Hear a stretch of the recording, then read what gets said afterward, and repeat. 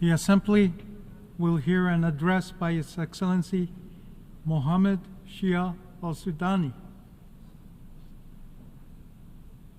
Prime Minister of the Republic of Iraq.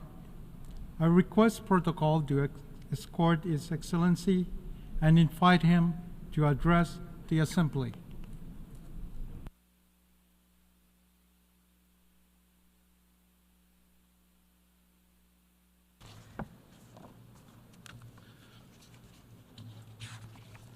Bismillahir Rahmanir Rahim. In the name of God, the most merciful, the most compassionate, Mr. President of the General Assembly, Mr. Secretary General, ladies and gentlemen, may God's peace, mercy, and blessings be upon you.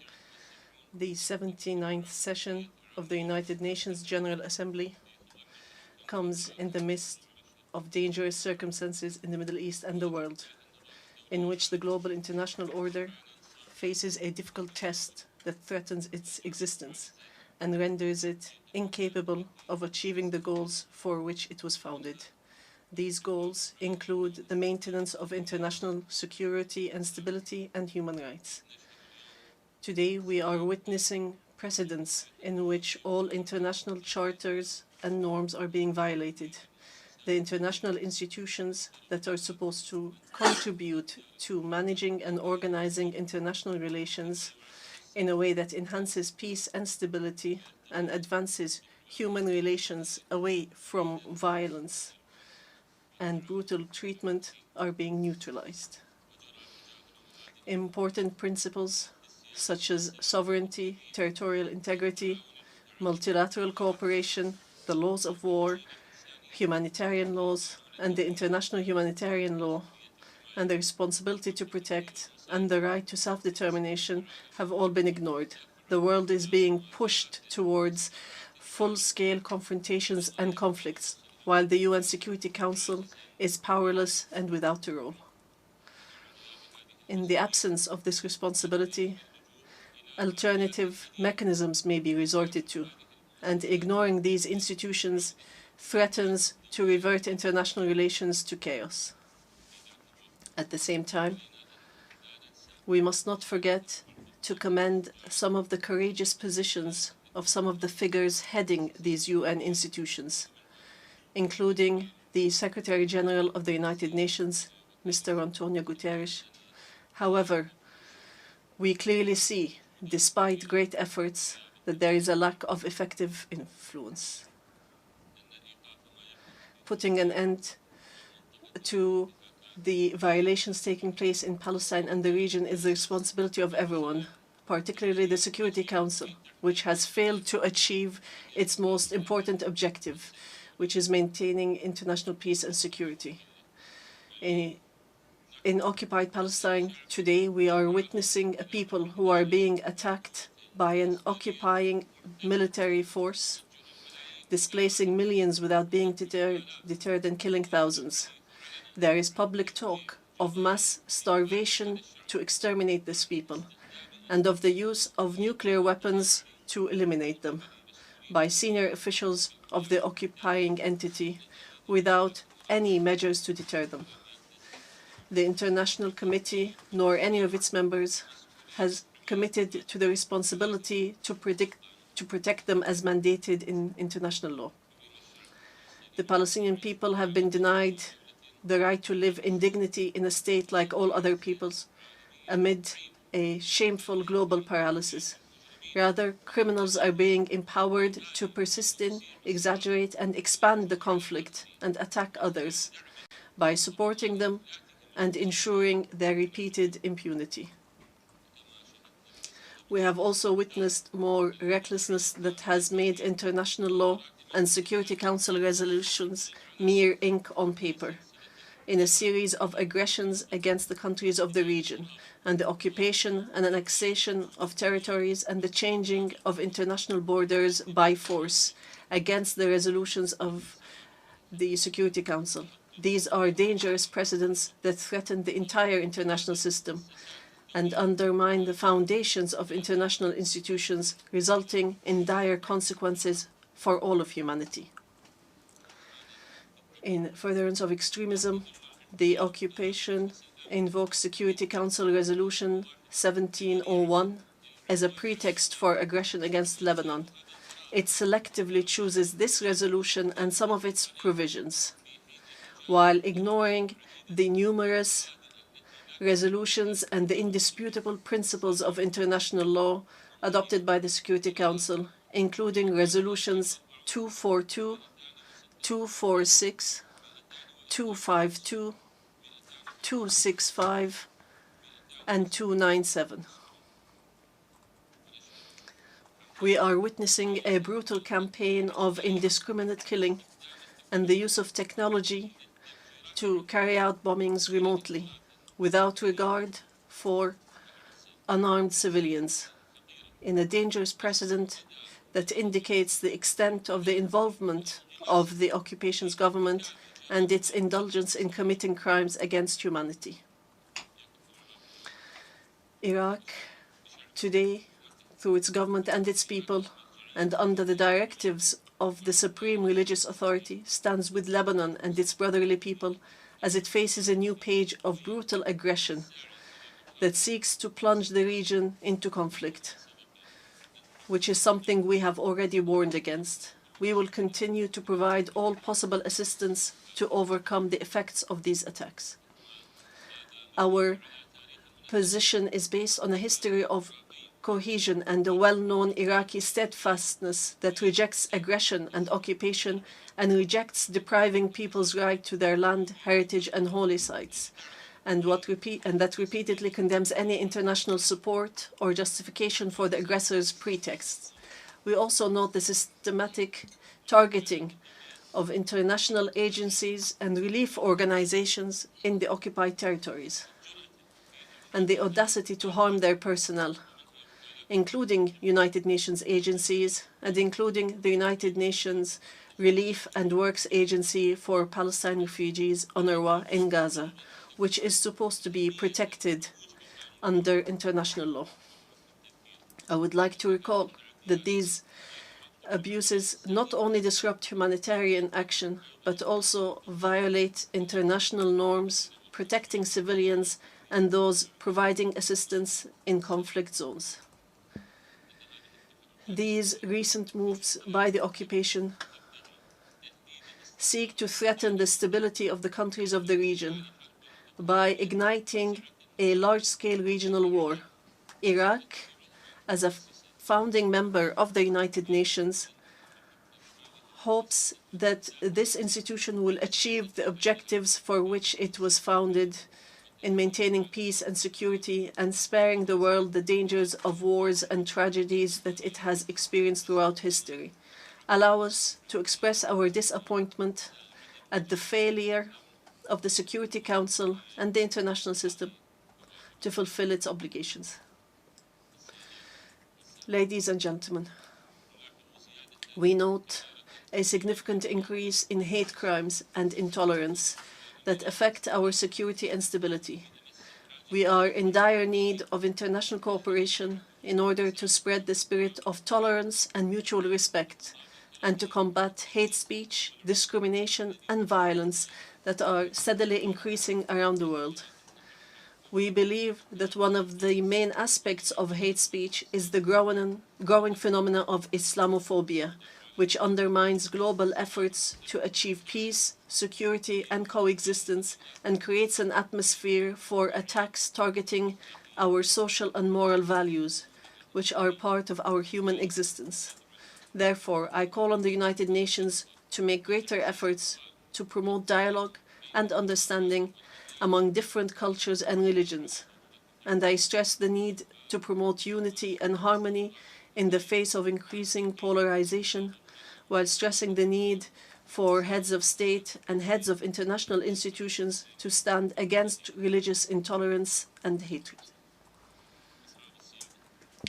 Excellencies, as for Iraq, and in contrast to what I have mentioned, there are good developments, as the country where ISIS occupied a third of the territory, and where many observers believed that it was the end of Iraq as we know it. Today, 10 years later, Iraq is witnessing the implementation of a comprehensive plan for reconstruction and development and the restoration of life to cities and the rise of tall buildings and infrastructure and safety and the spread of safety. We still have many fundamental challenges ahead of us in achieving economic, administrative, and environmental reforms and diversifying the economy. We have made great strides in achieving security. We have achieved a victory over terrorism, and soon we will crown this victory over this terrorist organization with a joint and important declaration with our allies and friends who stood by Iraq and supported it against a brutal enemy that posed a threat to the entire world. Our efforts are focused on strengthening the democratic process in Iraq and working to consolidate the social contract and national cohesion as chosen by our people in their permanent constitution of 2005. We have organized provincial council elections, which had been suspended for 10 years, and after their organization was obstructed in Kirkuk since 2005. Now we are in the process of organization elections for the Parliament of the Kurdistan region of Iraq. Our efforts are continuing to strengthen the relationship of the federal government with the regional governments and local governments in the governorates in accordance with what the Constitution and the law have determined, and to protect the existence of minorities and sects and to secure their needs. One of our priorities is to spread justice and preserve diversity, which we consider as one of our most important assets. Ladies and gentlemen, this government has 5 priorities: job creation, diversifying sources of income, reforming the banking and financial sector, and managing the energy transition, and addressing the causes of social, economic, and therefore political unrest. This transformation is a complicated matter for Iraq due to the economic structural challenge represented by relying on the public sector to take in the workforce and to use oil revenues to pay the salaries of millions of employees. This dual challenge facing Iraq is the excessive dependence on oil revenues and limiting its ability to diversify economically. This has been as a result of decades of wars and economic blockade and the dictatorial regime's absurd economic policies and some aspects of miscalculation and mismanagement later on, and the waste in human and material resources that could have been developed. Governance, anti-corruption, digital transformation, and e-government are all among our top priorities, as they are the most important strategies to reduce corruption and achieve good governance. But we expect the international community to support our efforts to recover the looted assets that are Iraq's right, and to end the legal and legislative obstacles placed by some countries in order to provide a safe haven for corruption-related funds, such as banking secrecy and preventing the disclosure of beneficial owners to help evade accountability. Ladies and gentlemen, Iraq seeks to achieve security, regional security and stability by finding ways for constructive partnerships to face common challenges through cooperation between the participating parties and increasing mutual interdependence in a way that is in the interest of all. And we plan to launch initiatives that reflect economic integration and regional stability in the region, particularly the Development Road Project, which aims to transform Iraq into a major regional hub for trade and transportation, and to link the Middle East with Europe through Iraq, using a network of railways, highways, and industrial cities, and linking the large port of Fao in southern Iraq to Europe via the countries in the region. This project represents the most important steps to enhance regional cooperation and integration, and is in line with Iraq's broader goals of rebuilding the economy and improving services. Ladies and gentlemen, Iraq faces serious environmental challenges as a result of climate change and desertification, challenges that cannot be addressed without enhanced international cooperation, as desertification and the lack of vegetation cover leads to the displacement of millions in search of stability, thus exacerbating social and political crises. We call for international solidarity to face environmental challenges and to work to raise awareness of the importance of the management of sustainable water resources, which is a central issue for Iraq. This challenge requires a commitment to the principle of shared and just responsibilities among states, as we face existential challenges related to an acute shortage of water resources, which threatens agriculture and negatively affects the economy and threatens the lives of millions of Iraqis.